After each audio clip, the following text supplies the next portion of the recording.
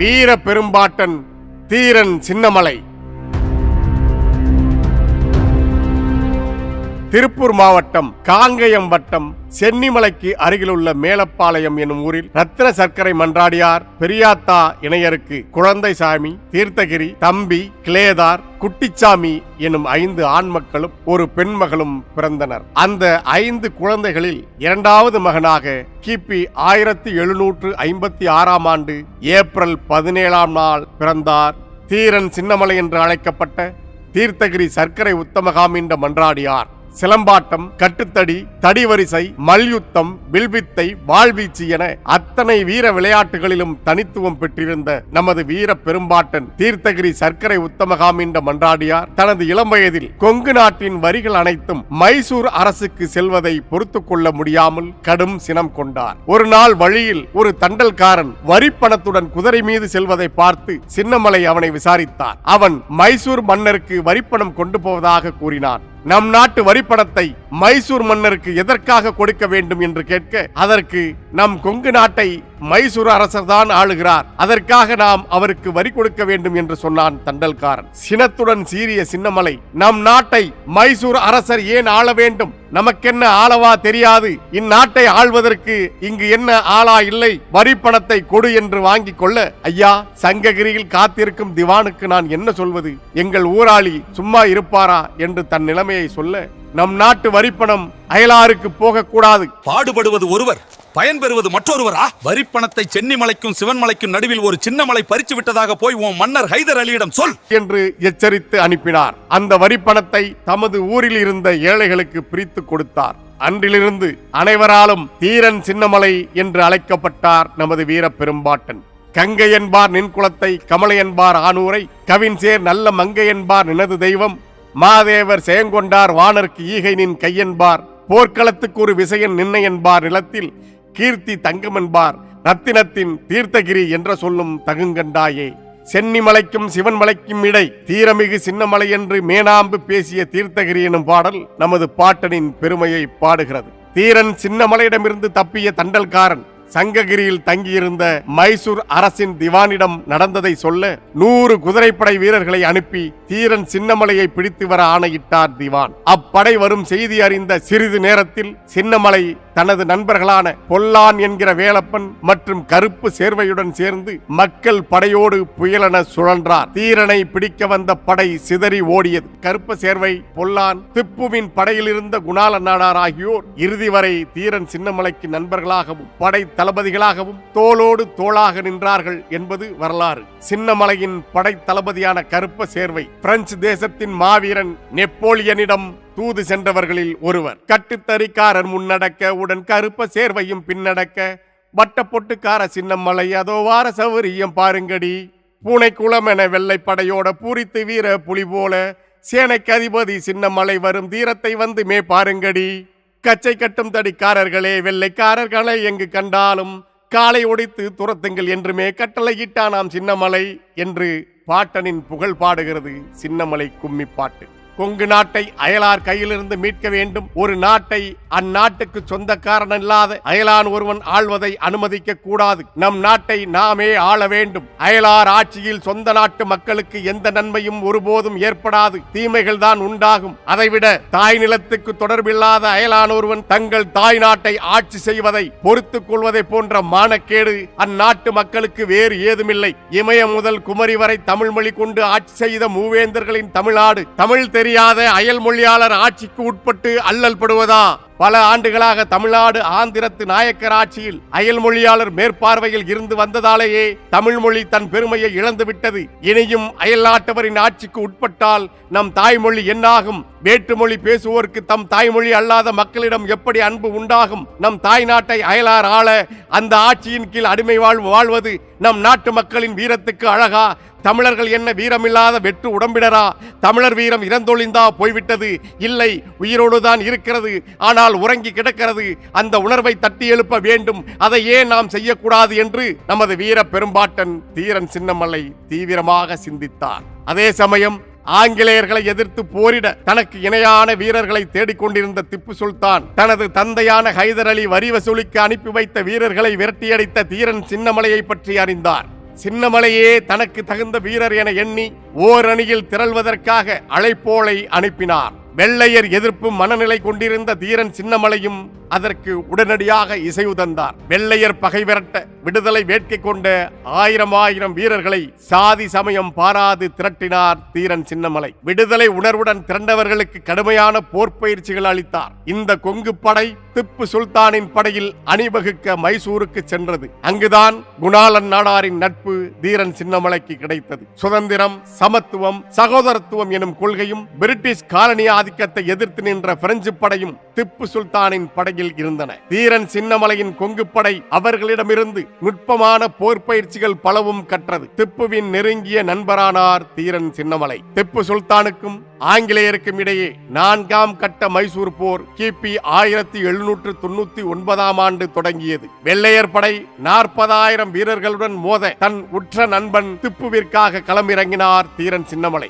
மழவள்ளி என்னும் இடத்தில் சிறிய படையை கொண்டு போர் புரிந்து வெள்ளையர் படையை வீழ்த்தினார் தீரன் சின்னமலை. திப்பு சுல்தானுக்கும் தீரன் சின்னமலைக்குமான நட்பு கிபி 1792 தொடங்கி திப்பு மரணித்த கிபி 1799 வரை தொடர்ந்தது. திப்புவின் படை தளபதிகளான பூர்ணையர், மீர் காசிம் போன்ற துரோகிகளின் துணையுடன் நயவஞ்சகமாக திப்புவை வீழ்த்திய வெள்ளையர்களின் மீது தீரன் சின்னமலை கடும் கோபம் கொண்டார். திப்பு சுல்தானை கொன்றவர்களை பழிவாங்க பெரும் படையுடன் தயாராக வேண்டும் என்ற உறுதியோடு மைசூரிலிருந்து புறப்பட்டார். வெள்ளையர்கள் தீரன் சின்னமலை மீது ஆத்திரம் கொண்டு போர் புரிய தயாராயினர். ஆங்கிலேய படையின் நகர்வை கண்காணித்து தனக்கு சொல்வதற்கு தனக்கு நம்பிக்கையான ஒருவர் அவர்களிடம் உளவாளியாக பணியாற்ற வேண்டும் என எண்ணி தனது நண்பனான பொல்லானை தேர்ந்தெடுத்தார் தீரன் சின்னமலை. ஆங்கிலேயர் படையில் ஆயுதங்கள் சரி செய்யும் பணியாளராக பொல்லான் சேர்ந்தார். கிபி 1801 ஆண்டு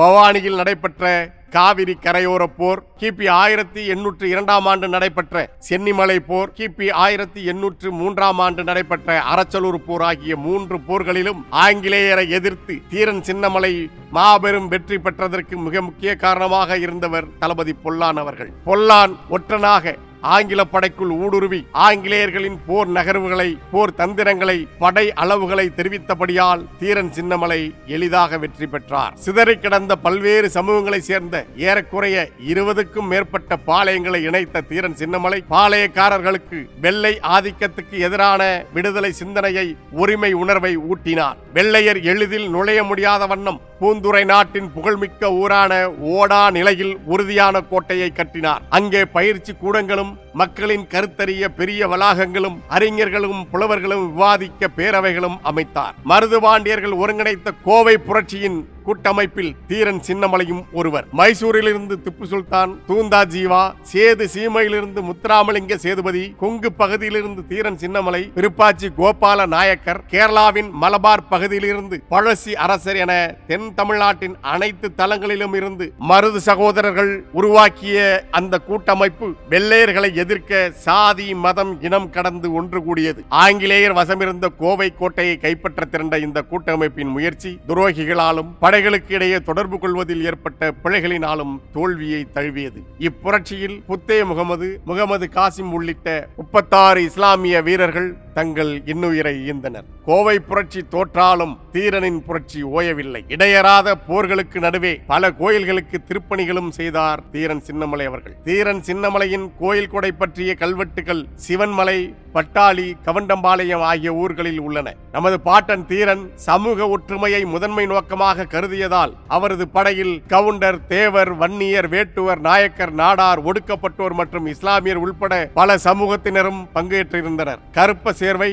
குணாளன் நாடார், பொல்லான் எனும் வேலப்பன், ஓமலூர் சேமலை படையாட்சி, முட்டுக்கட்டை பெருமாத்தேவன், பத்தே முகமது உசேன் ஆகியோர் படையில் முக்கியத்துவம் பெற்றிருந்தார்கள். திப்புவின் படை வீரர்கள் சிலரையும் தன் படையில் இணைத்துக் கொண்டு தன் வீரர்களுக்கு சிவன்மலை காட்டில் கடுமையான பயிற்சி அளித்த தீரன் சின்னமலை துப்பாக்கி, பீரங்கி போன்ற நவீன ஆயுதங்களை பிரெஞ்சு வீரர்களின் துணையுடன் தயாரித்தார். தனது உயிர் நண்பன் திப்பு சுல்தானை கொன்றவன் தன்னிடம் வரும் காலத்தை எதிர்பார்த்து காத்திருந்தார். கிபி 1801 ஆண்டு மேக்ஸ்வெல் பெரும்படை திரட்டி காவிரி ஆற்றை கடந்து வந்தான். அவனை கோட்டைக்குள் நுழைவிடாமல் விரட்டி அடித்தது தீரன் சின்னமலையின் படை. மீண்டும் ஓராண்டு கழித்து நன்கு பயிற்சி பெற்ற படைகளுடன் திரும்பி வந்தான் மேக்ஸ்வெல். தனது படையணிகளை கொண்டு வியூகம் அமைத்து அப்படைகளை சுற்றி வளைத்து தாக்கினார் தீரன் சின்னமலை. ஆங்கிலேய தளபதி மேக்ஸ்வெல்லின் தலையை தீரன் சின்னமலை தனியாக வெட்டி எடுத்தார். வெள்ளையர் படை முற்றிலுமாக அழிக்கப்பட்டது. தன் பெரும்படையால் பல்வேறு படைகளை வென்று மாபெரும் வெற்றிகளை குவித்த மேக்ஸ்வெல் கொங்கு நாட்டில் ஒரு சிறு படையிடம் தோற்றான் என்று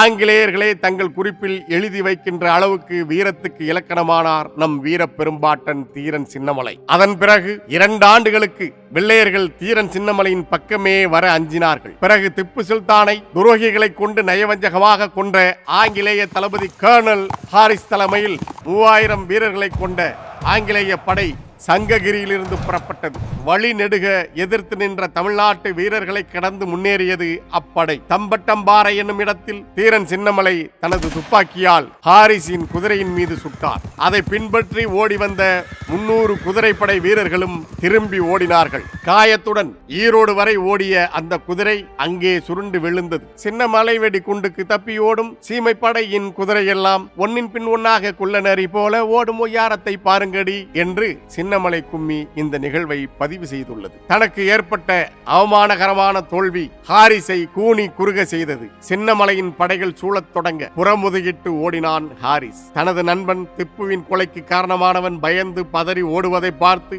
ஆரவாரம் செய்தார் சின்னமலை. அந்த வெற்றியின் நினைவாக வெற்றி தூண் ஒன்று அங்கு நிறுவப்பட்டது. பேரரசுகளையே அடிமைப்படுத்தி விட்டோம், பெரும் வெற்றிகளை ஈட்டி விட்டோம். ஆனால் கொங்கு பகுதி வீரர்களை தோற்கடிக்க முடியவில்லை. ஆத்திரம் கொண்டார்கள் ஆங்கிலேயர்கள். அதனால் 36 பீரங்கிகள் அடங்கிய மிகப்பெரிய படையுடன் சங்ககிரி கள்ளிக்கோட்டையிலிருந்து இருமுனை தாக்குதல் நடத்தலாம் என புறப்பட்டது ஆங்கிலேய படை. இதை அறிந்த பொல்லான், பெரும் படை வருகிறது, எதிர்த்து நிற்கும் நேரம் இதுவல்ல, ஆயுதங்கள் திரட்டி பிறகு போரிடலாம், கோட்டையை விட்டு சென்று மறைந்து கொள்ளுங்கள் ஒற்றன் மூலமாக சின்னமலைக்கு தெரிவித்தார். சின்னமலையின் ஓடாநிலை கோட்டையை தகர்க்க கள்ளிக்கோட்டையிலிருந்து மிக பெரும் அளவில் பீரங்கி படை வந்து சேர்ந்தது. பொல்லான் என்கிற வேலப்பனின் அறிவுரைப்படி தீரன் சின்னமலை ஓடாநிலை கோட்டையிலிருந்து தப்பித்து பழனிமலை தொடரில் உள்ள கருமலைக்கு சென்றார். பெரும் படையுடன் திரண்டு வந்த வெள்ளையர் படை ஓடாநிலை கோட்டை அமைதியாக இருப்பதை கண்டு திகைத்து போயினர். பொல்லானின் ஒற்று வேலையை கண்டறிந்து அவருக்கு தூக்கு தண்டனை கொடுத்தனர். தாய்நாட்டின் விடுதலை பணியை நிறைவுடன் செய்ததாக மகிழ்ச்சியுடன் மாண்டார் பொல்லான். அவருக்கு உதவியாக இருந்த அனைவரும் சிறையில் அடைக்கப்பட்டனர். வீரத்தை சூழ்ச்சியால் வீழ்த்துவதுதானே கோழைகளின் வழக்கம். அதே வழியில் சின்னமலையை சிக்க வைக்க திட்டமிட்ட ஆங்கிலேய அரசு அவரது சமையல்காரர் மூலம் வலை விரித்தது. வெள்ளையர்கள் பெரும்படையை கொண்டிருந்தாலும் அவற்றையெல்லாம் விட பெரிய ஆயுதமாக அவர்கள் இங்கிருந்த துரோகிகளையே கருதினார்கள். தீரன் சின்னமலையின் சமையல்காரனாக இருந்த நல்லப்பனே பணத்திற்கு ஆசைப்பட்டு சின்னமலையை காட்டிக் கொடுத்தான். எப்பொழுதும் துப்பாக்கியுடன் இருக்கும் சின்னமலையிடம் சாதுரியமாக பேசி துப்பாக்கியை வாங்கிக் கொண்டான் நல்லப்பன். அதுவரை அங்கே ஒளிந்திருந்த வெள்ளையர்கள் துப்பாக்கி நல்லப்பன் கைக்கு சென்ற உடனே பாய்ந்து வந்து தீரன் சின்னமலையையும் கருப்பு சேர்வையையும் தீரனின் தம்பிகள் இருவரையும் வளைத்து பிடித்துக் கொண்டனர். எதிரியை விட துரோகியை உடனடியாக அழிக்க வேண்டும், அதுவே முதன்மையானது என திமிரி எதிரிகளை உதறி தள்ளியபடியே துரோகியான நல்லப்பனை அங்கேயே சாய்த்து மிதித்தே கொன்றார் தீரன் சின்னமலை. வெள்ளைக்காரன் பணம் சின்ன பணம், அது வேடிக்கை செய்யுதாம் வெள்ளி பணம், வெள்ளி பணத்துக்கு இங்கு ஆசைப்பட்டே அதில் வீசம் போச்சுதடி வீராயி என்று முத்து வீராயி என்பவரின் கும்மிப்பாட்டு இந்த அவலத்தை பதிவு செய்துள்ளது. வெள்ளையர்கள் சின்னமலையை கைது செய்து சங்ககிரி கோட்டைக்கு இழுத்துச் சென்றார்கள். கட்டுக்கடங்காத காளைகள் போல கட்டிப்பிடித்தே கவலையுடன் வெட்டி செயங்கொண்ட சின்னமலை தன்னை வெள்ளைக்காரன் கொண்டு போவதை பார் என்று கொங்கு நாட்டு மக்கள் கண்ணீருடன் திகைத்து நின்றார்கள். கிள்ளையழ பூவையழ கிளர் மாடத்து உள்ளுரையும் பூனையழ இளம் பிள்ளையழ கல்லவிலும் பூங்காவில் கலங்கி நின்று மரங்களழ என்று சொல்லும் அளவு தமிழ்நாட்டு மண்ணே அன்று அழுதது. ஒரு கடைமகனால் ஒரு வஞ்சகனால் தமிழர் வாழ்வு சரிந்தது. ஆனால் வீர பெரும்பாட்டன் தீரனும் படை தளபதிகளும் தம்பியரும் ஊர்வலம் செல்வது போல சென்று தமது கோட்டைக்குள் புகுவதைப் போல சிறைச்சாலைக்குள் புகுந்தனர். ஆங்கிலேய படைத்தலைவன் இருமாப்புடன் வந்து இருக்கையில் அமர்ந்தான். விசாரணை எனும் நாடகம் நடத்தப்பட்டது. நாங்கள் சுமத்தும் வரியை கற்றினால் வாழலாம் என்று வெள்ளையர்கள் ஆசை வார்த்தைகள் கூறினார்கள். உங்களை போன்ற குற்றவாளிகளுக்கு உரியது கொலை தண்டனை தான். ஆனால் நாங்கள் உங்களை அப்படி செய்ய விரும்பவில்லை. உங்கள் வீரத்தையும் தீரத்தையும் மெச்சி எங்கள் படைத்தலைவனாக வைத்துக் கொள்ள முடிவு செய்துள்ளோம். உன் விருப்பம் என்ன என்பதை நன்கு எண்ணி பார்த்து சொல் என்றான் ஆங்கிலேய படைத்தலைவன். அதை கேட்ட சின்னமலை சினந்து நிமிர்ந்து நின்று கோட்டையே கிடுகிடுத்து நடுநடுங்க தீரத்துடன் முழங்கினார். உங்களை 3 முறை வென்றேன். கொங்கு நாட்டை 5 ஆண்டுகள் தனியாட்சி புரிந்தேன். அரசனாக இருந்து இந்நாட்டை ஆள வேண்டும் என்பதல்ல என் ஆசை. அயல்நாட்டை சேர்ந்த நீங்கள் இங்கு இருக்கக்கூடாது. எங்கள் தாய் நாடு அண்டி பிழைக்க வந்த உங்களுக்கு அடிமையாக அடங்கி ஒடுங்கி கிடக்க கூடாது. என் தாய் நாட்டு மக்கள் உங்களிடம் தலை குனிந்து நிற்கக்கூடாது. நீங்கள் எங்களை ஆள்வோராகவும் நாங்கள் உங்களால் ஆளப்படுவோராகவும் இருக்கக்கூடாது. அடிமை வாழ்வை தமிழ்நாடு என்றுமே கண்டதில்லை. தமிழர்கள் தன்மதிப்பு உடையவர்கள். அவர்கள் மானமிழந்து மதிப்பிழந்து மாற்றாருக்கு அடங்கி வாழக்கூடாது. அயல் மொழியாளராகிய உங்களிடம் எம் தமிழ் மக்கள் தேனினும் இனிய செந்தமிழால் பேச முடியாமல் தயங்கி நிற்கக்கூடாது. உலகத்தின் முதன்மொழி, உலக மொழிகளுக்கெல்லாம் தாய்மொழி, உலகுக்கு எண்களும் எழுத்தும் கொடுத்த மொழி, இனிய எளிய இயல்பான எங்கள் தாய்மொழியாம் தமிழ் மொழி பிழைக்க வந்த உங்கள் மொழிக்கு அடிமையாக கூடாது. உங்கள் தாய்மொழி அரியணையில் அமர இவ்வளவென அறிய முடியாத காலமாய் அரசு வீட்டிலிருந்த எங்கள் தாய்மொழி அடிமை போல நின்று குற்றேவல் செய்யக்கூடாது. வீரத் தமிழன் அண்டி பிழைக்க வந்த அயல் நாட்டவருக்கு அடிமையானான் என்னும் பழிமொழி உண்டாக கூடாது என்பதுதான் என் ஆசை. அதற்காகத்தான் உங்களோடு போர் புரிந்தேன். நீங்கள் இங்கு எங்களை சுரண்டி பிழைக்க வந்தீர்கள். நாங்கள் உங்களை அன்போடு வரவேற்றோம். வாணிகம் செய்யும் உரிமையை வழங்கினோம். எங்கள் ஆதரவை கொடுத்தோம். அந்நிலையில் நீங்கள் அமைதியாக இந்நாட்டில் என்றென்றும் இருந்து இனிது வாழலாம். ஆனால் நீங்கள் எங்கள் நாட்டையும் எங்களையும் ஆள்வதற்கு ஆசை கொண்டீர்கள். பல்லாயிரக்கணக்கான ஆண்டுகளாய் தன்னரசுகளாய் வாழ்ந்து வந்த எங்களுக்கு நீங்கள் தலைவர்களாக இருக்க ஆசை கொண்டீர்கள். அதுவும் உங்கள் திறமையாலா? இல்லை, சூழ்ச்சியால். எங்கள் நாட்டு மன்னர்களை ஒருவர் மேல் ஒருவர் பகை கொண்டு மோதவிட்டு ஒற்றுமையை குலைத்து பகைமையை உண்டாக்கி வளர்த்து அவர்களில் ஒருவருக்கு உதவி செய்வது போல் எங்கள் நாட்டை கொள்ளை கொள்ள துணிந்து விட்டீர்கள். நீங்கள் எதற்காக எங்கள் நாட்டு அரசர்களுக்கு உதவ வேண்டும்? எம் அரசர்கள் எங்களுக்கு கொடுமை செய்கிறார்கள். தாங்கள் வந்து அவர்களை விலக்கிவிட்டு எங்களுக்கு அரசர்களாக இருங்கள், எங்களை ஆளுங்கள் என்று இந்நாட்டு மக்கள் உங்களை வெற்றிலை பாக்கு வைத்து அழைத்தார்கள். இல்லையே, தமிழர் தனித்த வீரமுடையவர், சிறந்த போர்த்திறமுடையவர். போர் எனினும் அறப்போர் செய்வோம். பல பெரும் போர்கள் செய்து வெற்றி மாலை சூடியவர்கள் தமிழர்கள். ஆனால் உங்களைப் போல் சூழ்ச்சி செய்ய தெரியாதவர்கள். நீங்கள் கைகூலி கொடுத்து எங்கள் ஆளையே உளவாளி ஆக்கி வஞ்சனையாக எங்களை பிடித்தது போல தமிழரின் வீர வரலாற்றில் எப்போதாவது யாராவது செய்ததாக கேள்விப்பட்டதுண்டா, கேட்டதுண்டா? கோட்டைக்குள் கதவடைத்து இருப்போனையும் வெளியே வா, களம்பகுத்து போர் புரியலாம் என்று அறைகூவி அழைப்பதுதான் தமிழரின் போர் முறை. படைக்களம் ஏதுமின்றி, ஆயுதங்கள் ஏதுமின்றி, வெறும் கையோடு உணவு உண்ணுகிற வேளையில் திடீரென வந்து சிறைப்பிடிப்பதா போர் முறை? இதுவா வீரம்? 5 ஆண்டுகள் உங்களை அடக்கி ஆண்டேன். இப்போது நான் உங்களுக்கு அடிமையாக, உங்களுக்கு படைத்தலைவனாக இருந்து பிறகு உங்களை இந்த நாட்டை விட்டு விரட்ட முடியுமா? ஒருபோதும் முடியாது. எங்கள் நாட்டின் பகைவர்கள் நீங்கள். உங்கள் காலை தொட்டு கும்பிட்டு எமது வயிறு வளர்க்க நாங்கள் என்ன மானம் கெட்டவர்களா?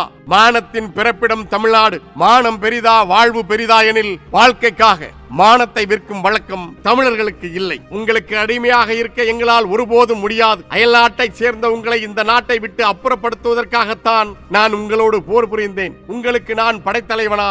இம்மண்ணுக்கு உரிமை உடைய நாங்கள் பிழைக்க வந்த கூட்டத்துக்கு வரியை கட்டி அடிமையாக வாழ்வதை விட எமக்கு மரணமே மேலானது என்று முழங்கினார் வீர பெரும்பாட்டன் தீரன் சின்னமலை. எந்த சங்ககிரியில் தனது முதல் வேட்டையை தொடங்கினாரோ அதே சங்ககிரியில் உள்ள மலைக்கோட்டையில் நமது வீர பெரும்பாட்டன் தீரன் சின்னமலை கிபி 1805 ஆண்டு ஆடி 18ஆம் நாள் வெள்ளையர்களால் தூக்கில் இடப்பட்டார். அவரோடு தீரன் சின்னமலையின் 2 தம்பிகளும் படைத்தலைவர்கள் கருப்ப சேர்வையும் குணாளன் நாடாரும் தூக்கிலிடப்பட்டார்கள். வீர வணக்கம், வீர வணக்கம். எங்கள் வீர பாட்டன் தீரனுக்கு வீர வணக்கம், வீர வணக்கம். எங்கள் பாட்டனின் வீரம் பட்டு போகாது. அவன் பரம்பரை பிள்ளைகள் எங்களை விட்டு போகாது. பாட்டனின் வீரம் பட்டு போகாது. பரம்பரை பிள்ளைகள் எங்களை விட்டு போகாது. எங்கள் சிந்தை முழுக்க சின்னமலை. நாங்கள் சினந்து எழுவோம் சிறுநரி கூட்டம் எந்த மூலை. சிந்தை முழுக்க சின்னமலை. சினந்து எழுவோம் சிறுநரி கூட்டம் எந்த மூலை. எங்கள் நாட்டை நாங்களே ஆள்வோம். அன்றவன் வைத்த வீர முழக்கம் அதுவே இன்றவன் பேர பிள்ளைகள் கொள்கை முழக்கம். எங்கள் நாட்டை நாங்களே ஆள்வோம் அன்றவன் வைத்த வீர முழக்கம், அதுவே இன்றவன் பேர பிள்ளைகள் கொள்கை முழக்கம். ஆண்ட பரம்பரை அடிமையாவதா, வீர தமிழினம் வீழ்ந்து போவதா, மாற்றான் முன்னே மண்டி இடுவதா, மான தமிழினம் ஆண்டு போவதா, மாற்றான் முன்னே மண்டி இடுவதா, மான தமிழினம் ஆண்டு போவதா. வீறு கொண்டு எழுவோம், வெற்றி கண்டு மகிழ்வோம். இலக்கு ஒன்றுதான் இனத்தின் விடுதலை, இனம் ஒன்றாவோம், இலக்கை வென்றாவோம். வீர வணக்கம் வீர வணக்கம் வீர பாட்டன் தீரனுக்கு வீர வணக்கம் வீர வணக்கம். நம் வீர பாட்டன் தீரன் மீது உறுதி ஏற்போம், அவன் நினைவை போற்றி கனவை நாம் வென்று முடிப்போம். நம் வீர பாட்டன் தீரன் மீது உறுதி ஏற்போம், அவன் நினைவை போற்றி கனவை நாம் வென்று முடிப்போம். வீர வணக்கம் வீர வணக்கம் வீர பாட்டன் தீரனுக்கு வீர வணக்கம் வீர வணக்கம். தமிழ்தாய் வாழ்க, தலைவர் பிரபாகரன் வாழ்க. நாம் தமிழர்.